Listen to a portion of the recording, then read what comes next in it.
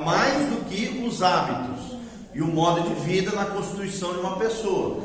Hoje, por exemplo, já é provado que o ambiente, ou seja, os fatores externos aqui, interferem de modo decisivo no código genético da pessoa, promovendo alterações no funcionamento dos genes, estilo de vida, hábitos não saudáveis, ambientes tóxicos, tudo isso influencia e pode influenciar até os genes das pessoas, e isso ir corrompendo ao longo Por exemplo, um pai e uma mãe que fuma dentro de casa, né? Provavelmente aquela fumaça isso é comprovado cientificamente. A fumaça que vocês expelem no ambiente às vezes é mais tóxica que aquela que está sendo fumada. O fumante passivo.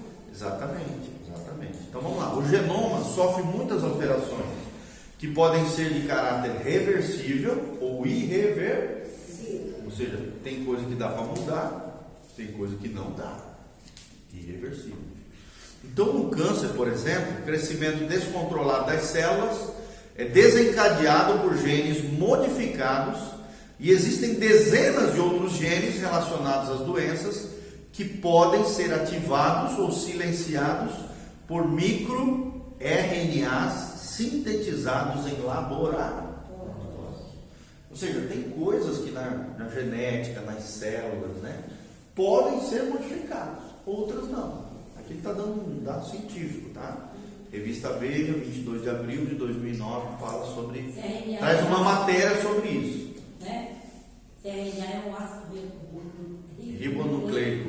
Isso, exatamente. Que está dentro da, se eu não me engano, dentro da mitocôndria, que é como se fosse o pulmão da célula. Se eu me lembro ainda da escola, eu acho que é isso aí. Tá? Vamos lá, gente. Sem querer... aqui falando, sem querer estabelecer nenhuma doutrina aqui sobre isso, mas várias experiências, têm demonstrado que muitas doenças congênitas podem ter uma conotação espiritual no aspecto de heranças espirituais. Sim, pode haver isso, gente? Sim, se não tem explicação médica, se não tem explicação científica, muitas delas podem ter influência espiritual. Aqui cruzamos uma linha, entre a ciência e a fé, entre o mundo natural e o mundo espiritual, ok? O mundo físico e o mundo metafísico, exatamente.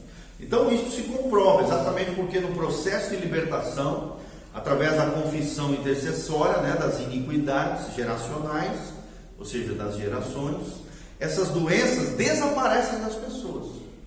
Isso aqui é muito comum, gente. Às vezes você está fazendo um mapeamento espiritual com a pessoa e ela tinha problemas crônicos no biológico, no físico, no organismo.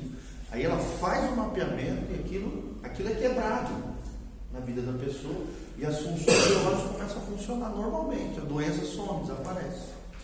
Por quê? Porque foi quebrado a base legal que os demônios tinham para influenciar a vida da pessoa através das gerações. Geralmente é o quê? São envolvimentos com feitiçaria, com ocultismo, com magias ocultas, com coisas pesadas lá atrás. Que ao nos arrependermos, quebrarmos essa ligação, os demônios perdem o ponto de contato com a pessoa e não conseguem mais ter acesso à parte biológica da pessoa. A doença some. Tá bom? Todo mundo está entendendo? Isso é muito característico, quando nós confrontamos o ocultismo e a apostasia familiar. Apostasia aqui no sentido de famílias que abandonam a fé. Deuteronômio 28:59, o texto sagrado nos diz assim: então o Senhor fará espantosas as tuas pragas e as pragas de tua descendência, grandes e permanentes pragas e enfermidades malignas e duráveis. Então tem base bíblica para isso que nós estamos falando, que existem doenças que Deus permite, está aqui na tela 28, que se perpetuem ao longo das gerações. Por quê? Por causa da apostasia, porque abandonaram a fé, porque abandonaram a Deus, começaram a fazer práticas abomináveis, contrárias à palavra de Deus. O mal entra em ação. O que é a maldição? O mal em ação, porque quebrou-se a lei de Deus, se afastaram de Deus. Gente, o problema não é nem a maldição, é a apostasia. problema não é nem o pecado, é a ausência de Deus. Quando você tem ausência de Deus, o mal tem acesso na tua vida. O mal entra em ação. Pastor, em todas as fases do mundo, em todas as fases, sempre teve uma enfermidade, ou seja, doença física, mas vindo da enfermidade, de época, né? Sim, pela lepra, peste bubônica, sim, nossa, peste negra. cada época vem uma coisa. Sim. Asiática, Sim, exatamente. Não tem cura, não tem cura. Quando descobre, Sim, às vezes Deus precisa mandar outra. Algumas têm explicações científicas, outras são uma espécie de juízo de Deus a uma geração que estava depravada. Né? Outros são questões de falta de higiene, como por exemplo a peste bubônica, a peste negra, era falta de higiene nas cidades. E os ratos proliferavam, as urinas, fezes e tal, e aquilo gerou uma série de desgraças na vida nas cidades, né? Coisas terríveis. Então, tem parcela de culpa dos homens, tem questões que são juízos de Deus e tem questões que são biológicas, né? Climáticas, mas todas as questões de doenças, enfermidades, elas são multifatoriais, tá? Muitos fatores. Nós não podemos dizer isso é do demônio, ponto final, o resto tudo não. Demônio é uma das causas, né? Falta de higiene é outra, problemas crônicos, maus hábitos de saúde, má alimentação. Então, toda enfermidade, doença, ela é multifatorial. É o caso da dengue, né? Mas Não é verdade? Exatamente. Todo mundo sabe que a gente precisa estar com tudo limpo lá, no diabo, isso, aquilo, mas Exatamente. Né? Exatamente. Descuida, vem a doença. Então vamos lá, voltando aqui, gente. Não podemos descartar a possibilidade de uma manipulação demoníaca na genética humana. Será que isso é possível, gente? Sim, é possível. Não é uma doutrina, isso é uma suposição bíblica. Na verdade, se o próprio homem, com a sua tecnologia humana limitada, já tem acesso ao seu genoma, né, que é esse mapeamento do código genético, projeto Genoma, imagina os demônios que conhecem os seres humanos há mais de 6 mil anos. E são seres muito mais inteligentes que nós. Muito mais organizado. Tem gente que pensa que o diabo é burro, os demônios são burros. Gente, isso é uma ignorância bíblica. Satanás e os demônios são muito mais inteligentes que nós aqui, seres humanos. Eles eram anjos. Os anjos são seres sobrenaturais, são seres extraordinários. Então tem gente que faz chacota, avacalha com o diabo, chama o diabo de burro, de besta. Gente, não faça isso. Até porque o diabo, ele é retalhador. Hoje você está fazendo chacota dele, amanhã você pisa na bola, no pecado, no negócio, ele vem de retalho. Claro que nós não temos que supervalorizar ele e nem minimizar. A gente tem que ter uma visão equilibrada de quem eles são, de quem nós somos em Cristo, que maior é aquele que está em nós, que aquele que está no mundo, amém? A gente não pode cair na chacota, entendeu? Tirar sarro, chamar o diabo de burro. Tomem cuidado. Isso foi uma das coisas que eu aprendi com o pastor Voltaninho também. A gente tem que tratar com seriedade os seres malignos, nem com medo, perturbação, né? Nada disso, supervalorizando o poder deles ou qualquer coisa nesse sentido, mas também não fazendo chacota, zombação, zombaria deles, porque eles são seres retalhadores. E eles retalham e arregaçam com muita gente. Tem muito pastor, né? Muito pessoa aí, né? No meio da igreja, fazendo essas palhaçadas, e de repente eles pisam na bola, o diabo vem com os 2 pés no cara e arregaça. E o cara fazia chacota, o cara tratava o inimigo com chacota. Então a gente tem que tomar esse cuidado, tá bom? Beleza? Vamos voltar aqui. Então o que podemos concluir é que a alteração genética está não apenas relacionada ao estilo de vida, ou seja, escolhas, hábitos, ambientes, ou seja, é da nossa responsabilidade isso aqui. Escolhas é da nossa responsabilidade? Hábitos é da nossa responsabilidade?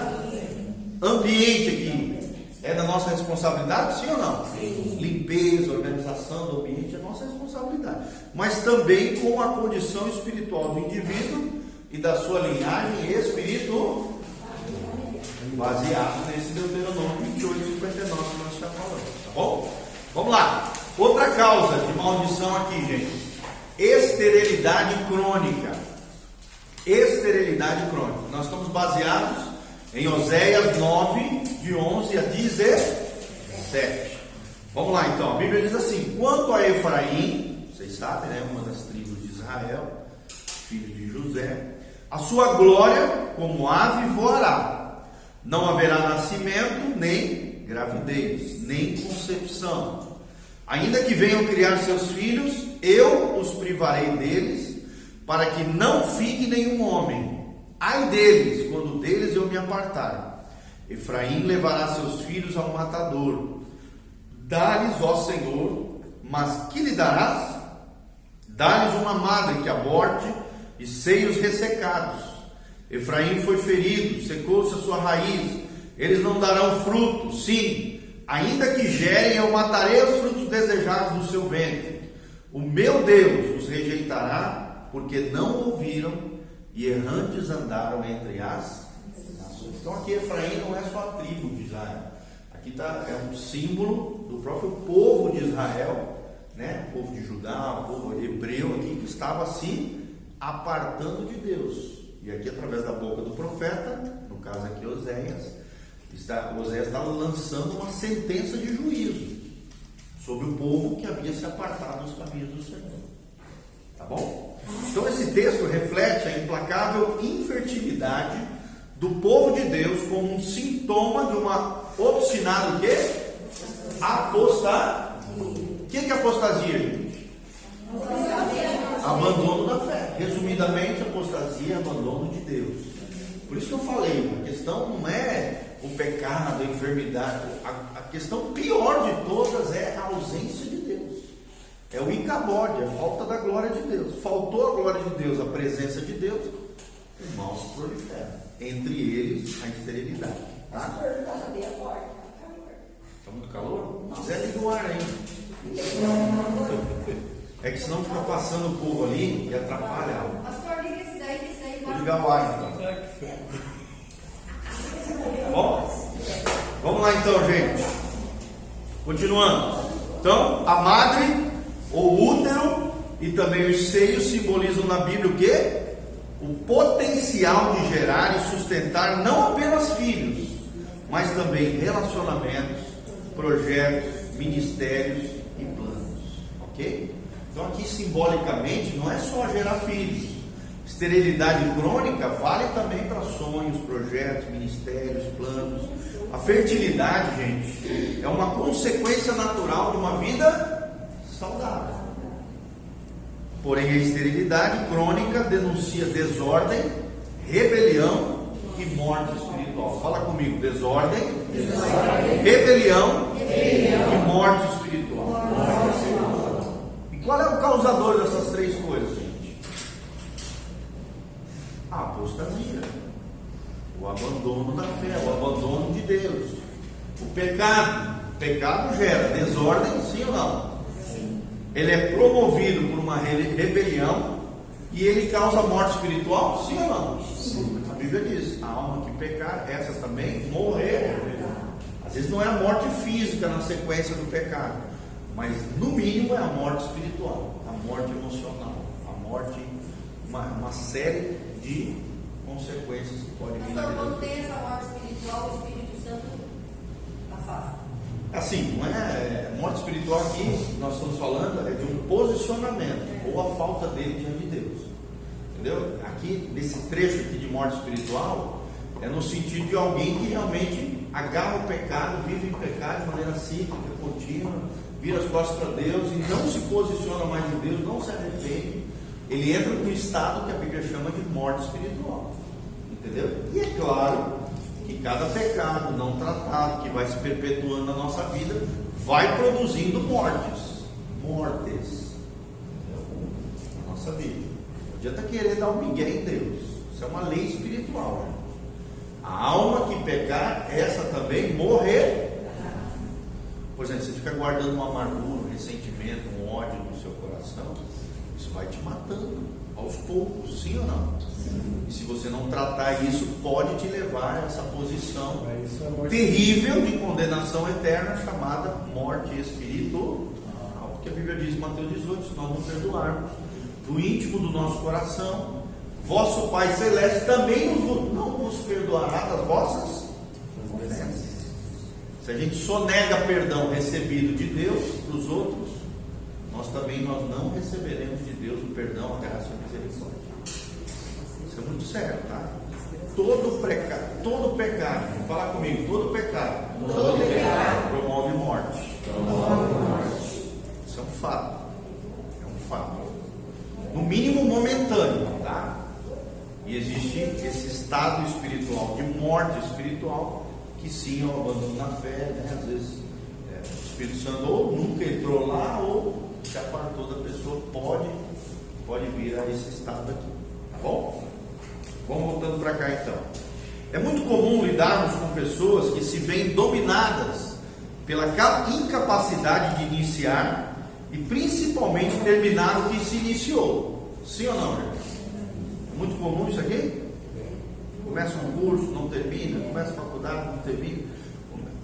Isso é demais, tá? Também pessoas que frequentemente são vítimas de interrupções estranhas, estabelecendo frustrações crônicas em diversas áreas da vida. Sim ou não? Sim. Começa, se frustra, abandona, aquela confusão. As coisas não se iniciam, ou quando iniciam, estranhamente morrem, são abortadas. Então tem a ver com esse texto aqui de Oséias 9, de 11 a 17. Às vezes a causa é apostasia, está abandonando a fé, está abandonando as coisas de Deus, e a morte vai entrando, a frustração vai chegando, a angústia e assim vai.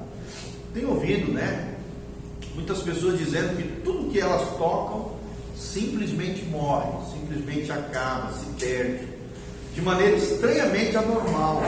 Objetos quebram ou somem, aparelhos estragam, animais de estimação morrem, a empresa quebra, amigos abandonam, a igreja divide, regride, projetos sucumbem, sonhos abortam, sentimentos se frustram, casamentos se destroem. Então aqui nós temos vários exemplos disso que nós estamos falando. Esterilidade crônica. Fala comigo, esterilidade crônica. Então, obviamente, né, esse tipo de quadro qualifica um sintoma de maldição. Sim ou não? Eu para vocês, isso é normal? Uma coisa ou outra acontecer na vida de todo mundo pode acontecer, mas de maneira crônica. Por isso que ele bota essa palavra, esterilidade crônica. Quer dizer, qualquer ser humano pode passar por um momento de esterilidade, né? Que a pessoa não está frutificando, ou está com uma dificuldade de gerar um filho. Mas, se isso é crônico ao longo da vida da pessoa, pode sim ser um sintoma de maldição. Tá bom? Então, qualifica um sintoma de maldição e merece um aconselhamento no padrão da libertação, que a gente chama de mapeamento espiritual. Então podemos alistar algumas coisas, né, que reforçam esse sintoma de perseguição espiritual. Por exemplo, alguns exemplos práticos disso, de esterilidade crônica. Primeiro, tendências ao aborto. A pessoa tem tendência a sempre estar abortando. Ou vários abortos involuntários. Pode ser que seja. Problemas menstruais crônicos, que geralmente não tem, né, origem médica, explicação científica, de caráter anormal, perda do útero, perda dos seios, esterilidade espiritual, emocional, sentimental, profissional, em outras palavras, nada prospera. É um dos sinais da esterilidade crônica. Todo mundo entendeu, gente? Ficou claro aqui? Então, quando você está ouvindo a pessoa, aconselhando a pessoa, se você observar esses quadros aqui, tem que se trabalhar essa questão aqui, da esterilidade crônica. E geralmente, pelo que nós vimos aqui, qual é a causa da esterilidade crônica? Abandono da fé. Em algum momento a pessoa abandonou a fé, começou a ter práticas que são abomináveis, a quebrar a lei de Deus, atrair o mal em ação, a maldição. E isso às vezes não é nem só ela, né? As gerações anteriores, lembrando que a influência vem até a quarta geração, em ascendência, ou seja, para cima, pais, avós, bisavós. A pessoa é a última geração. Então os pais, primeira geração, né? Seria a segunda, né? Avós e bisavós. Do bisavô até eu sou a geração. Fala. Tem um primo meu, rapaz, não para em serviço nenhum. Não para em serviço nenhum. As coisas que ele pega, ele quebra tudo, não vai pra frente. Certo. Pode ser um quadro desse daqui, tá? Pode ser. Às vezes não. Às vezes o cara é muito serviço. Pode ser outras coisas. O ensinamento é bom de serviço. É bom? E é só que ele briga demais. Qualquer serviço que ele entra, ele não briguenta. Aí pode ser que não seja espiritual. Pode ser que seja engenhosidade, personalidade difícil, né? Já separou 2 Como vezes. também pode ser espiritual, tá? Teria que fazer uma investigação em casa ali. Ele é separado 2 vezes. Isso são questões crônicas. Pessoas não parar em trabalho nenhum. Isso aí é muito comum. Vamos lá, gente. 4. Quadros de desintegração familiar. Quadros de desintegração familiar. Fala comigo. Quadros de desintegração familiar. Tá? Então, a esfera familiar é um dos principais campos para se constatar a existência de infiltrações demoníacas. Sim ou não? Sim. Então, às vezes a causa não está na pessoa, está na família. Tanto é que a psicologia tem um ramo da psicologia chamado terapia familiar sistêmica. É um ramo da psicologia que aborda só isso aí. Quer dizer, o indivíduo ele não é isolado, ele está ligado a todo um sistema familiar. Então eu não posso trabalhar só com o indivíduo, eu tenho que trabalhar com todo o sistema familiar. Essa abordagem psicológica trata disso. Ele é o identificado, né, nesse caso. Exatamente, tá bom? Então voltando para cá, grande parte do esforço do inimigo se resume em quê? Desintegrar a família. Sublinhe isso aí, é muito importante. Então, da mesma maneira que Deus é o pai da reconciliação, da restauração, da libertação, da transformação, o diabo é o príncipe, né? O imperador das trevas, que o tempo todo quer quebrar relacionamentos, quer destruir a família, quer desintegrar a família. Tá bom? Primeiro ele causa o quê? Ele transforma a família numa família disfuncional. O que é uma família disfuncional? É uma família onde as coisas estão indo mal. O pai, a mãe, os filhos, está tudo embaralhado. Ninguém cumpre a sua função. O marido não cumpre a função dele, a mulher não cumpre a dela, os filhos. Aquela bagunça.